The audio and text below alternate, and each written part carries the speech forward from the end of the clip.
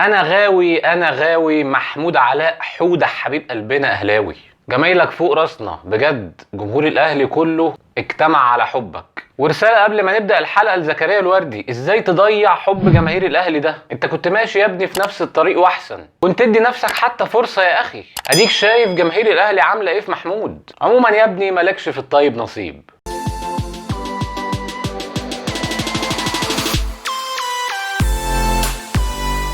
طبعا الماتش بدأ عزيز الاهلاوي مدرب الاتحاد اتعلم من مدرب المحله، قال لك انا مش هعمل زي بابا فاسيليو واخش وافتح صدري، فنزل بفريق الاتحاد كله تحت الكوره، رغم ان فريق الاتحاد مقدم السنه دي موسم الى حد ما كويس جدا، ولكن الراجل قال لك انا هلعب على قد الامكانيات، ورغم كده برضه خد على عينه. فريق الاتحاد بيلعب كله في نص ملعبه، والمهاجم اوستن اموتو نازل تحت الدايره عنده، ما بيضغطوش ضغط عالي خالص، سايبين الاهلي يلعب براحته، وبالتالي الاهلي امتلك زمام الامور، والنادي الاهلي بدأ يلعب بخطه اشبه ل 4-2-4. الاثنين اللي في وسط الملعب اليو ديانج وعمرو السوليه هم الوحيدين اللي في نص الملعب، وبقيه الفريق كله طاير وعامل استريتش للملعب كله، وكنت بتلعب بشكل اشبه ان انت بتلعب باتنين روس حربه، برونو سافيو وبيرسي تاو. خلي بالك كمان ان الاربعه اللي في الدفاع الباكين اكرم توفيق وعلي معلول، وتحديدا علي معلول كان بيزيد كمان ويكمل قدام، وفريق الاتحاد في الشكل الهجومي كان بيحاول يلعب على المرتدات، وتحديدا عن طريق احمد عادل ميسي ناحيه اكرم توفيق. من المزايا اللي في الماتش ده ان النادي الاهلي اتعلم انه يظبط منظومه الضغط مره تانيه.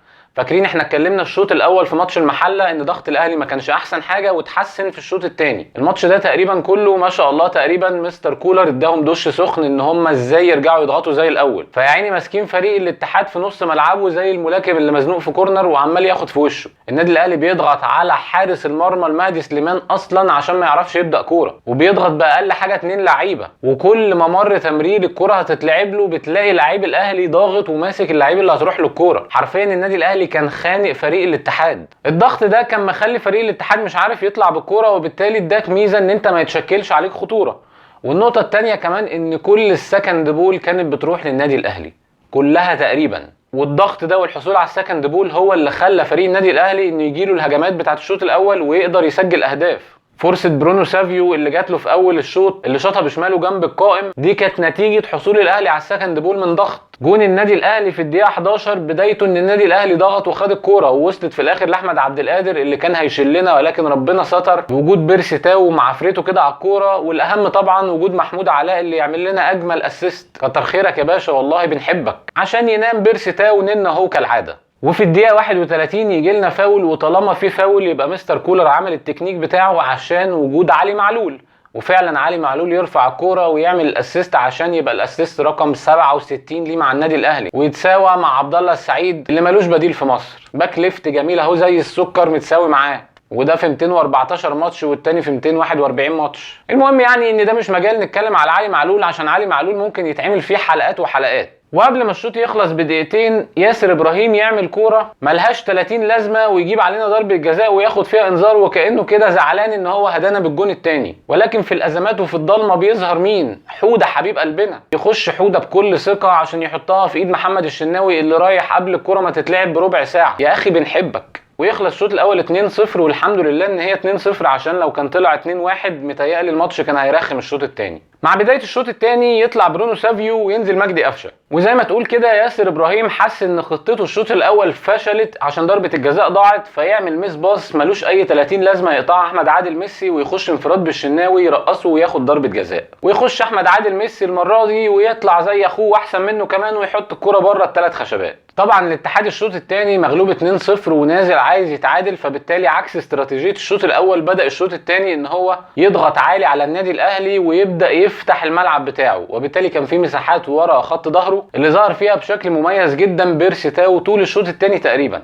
ولكن كنا نفتقد للمسه الاخيره سواء من بيرسي تاو او من اللعيبه اللي عمل لها بيرسي تاو انفرادات وجوان. وفي الدقيقه 63 محمد الشناوي يتالق للمره الثانيه ويصد كوره من راس مابولولو في ال6 يارده، كوره صعبه جدا عشان يحافظ على نظافه الشباك وتفضل النتيجه 2-0. خطوره النادي الاهلي كلها زي ما قلنا كانت عن طريق بيرسي تاو اللي عمل كور حلوه جدا، واحده لكريم فؤاد على راسه اتجلي منه، واثنين لمجدي قفشه كان ممكن اي واحده منهم تدخل ويبقى 3-0.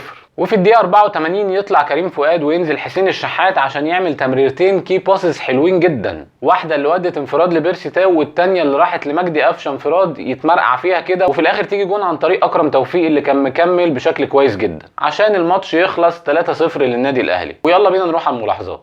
اول ملاحظه عندي ان من اهم مزايا مستر كولر انه راجل عادل، راجل فير جدا. بيرسي تاو جربه الاول كجناح، ما عملش المطلوب منه وبالتالي ما بداش يلعبه، وكان في كلام انه هو وحسين الشحات الاثنين مستر كولر مش عايزهم في الفريق. لما اداله فرصه كراس حربه الماتش اللي فات وخد الفرصه كامله قدر يجيب جون، الماتش ده بدا بيه واداله الفرصه الماتش كله، وبرده بيرسي تاو قدر يجيب جون. عد بقى انت اديت كام فرصه لمحمد شريف وشادي حسين وحتى حسام حسن ومحدش منهم اداك حاجه. فبالتالي اللعيبه اللي قاعده على الدكه دي ما تزعلش، يا اما ترجع نفسها بنفسها عشان تنزل وتلعب اساسيه، يا اما ما تلومش غير نفسها. وبما اننا بنتكلم على فكره العدل، فلازم الراجل ده اللي بيحاول يعمل احسن حاجه بالقماشه اللي عنده، لازم الميركاتو الجاي ده نحاول على قد ما نقدر نلبي طلباته، لان الراجل ما اتدخلش في اي صفقات، هو جه استلم الفريق على وضعه كده. اتكلمنا المره اللي فاتت عن شادي حسين وان هو جربه في الوينج مكان حسام حسن لانه عايز يلاقي بديل لاحمد عبد القادر. شادي حسين خد الفرصه كراس حربه ما اداش احسن حاجه، صحيح جاب جون في الاسماعيلي بس برده مش هو ده كل المطلوب منه، لان الكوره مش اجوان بس. يعني بيرسي تاو النهارده عامل صداع في خط ظهر الاتحاد طول الماتش،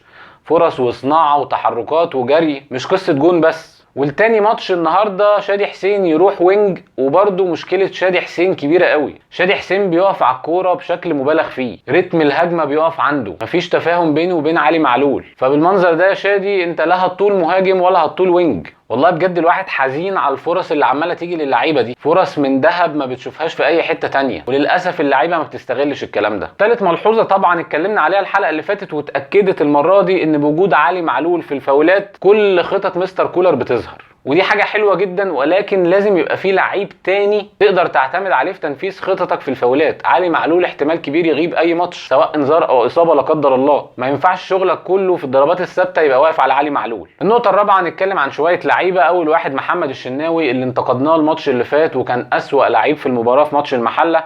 النهارده الراجل غير الطقم ويلبس لنا برتقاني ونازل مفوق ويشيل ضربه جزاء ويصد كوره مابولولو ويصد تسديدات. فبصراحه محمد الشناوي كان هايل الماتش ده، يكفي ان انت عليك ضربتين جزاء وطلعت بشباكك نظيفه. هو ده اللي عايزينه من محمد الشناوي، حارس مصر الاول، ونتمنى ان شاء الله ان هو يفضل على كده ويبقى احسن كمان. فاحنا اهو مش بننتقد بس، بنطبل للعيبه برده. النقطه الخامسه وهي خاصه باحمد عادل ميسي اللي سمعنا كده من كام يوم ان النادي الاهلي بيفكر يجيبه. انا لما سمعت ما صدقتش، لان انا متابع احمد عادل ميسي بقالي حبه وشايف ان مش هو اللعيب اللي هيعمل لك الفارق. لعيب رقم 1 مجهوده البدني قليل جدا، رقم 2 تيشيرت النادي الاهلي تقيل جدا عليه، خدها مني. فكفايه صفقات بتتجاب وتتركن. وبعدين يا باشا ما انت جايب الميركاتو اللي فات ميسي، ما تجرب ميسي ده طب يمكن ينفع، وبعدين يبقى شوف ميسي تاني من بره. النقطه اللي بعد كده وهي خاصه بياسر ابراهيم، وهو انه ليه المدافع رقم 2 في خطه كولر؟ عشان اللي شفناه النهارده، عشان الميس باص اللي طلع ده عمره ما هيطلع من محمود متولي، عشان الكور اللي بتحاول تلعبها كور طويله كلها مقطوعه، عشان التطفيش، رغم ان ياسر ابراهيم من اللعيبه اللي عندها حماسه ورجوله وبتلعب بكل قلبها، بس يعني ده للتذكره كده ليه بعض اللعيبه بتركن دكه. الافضل بالنسبه لي النهارده طبعا دماغك هتروح لمحمد الشناوي اللي صد ضربه جزاء وضربه الجزاء الثانيه ضاعت وشال كره مابولولو وشال تسديدات وعمل شغل عالي قوي. او هتقول لي بيرسي تاو اللي جاب الجون الاول وعمل شقلباظات وفتح سكك لزمايله وعمل فرص تهديف بشكل كويس جدا. الحقيقه لا، ولا ده ولا ده.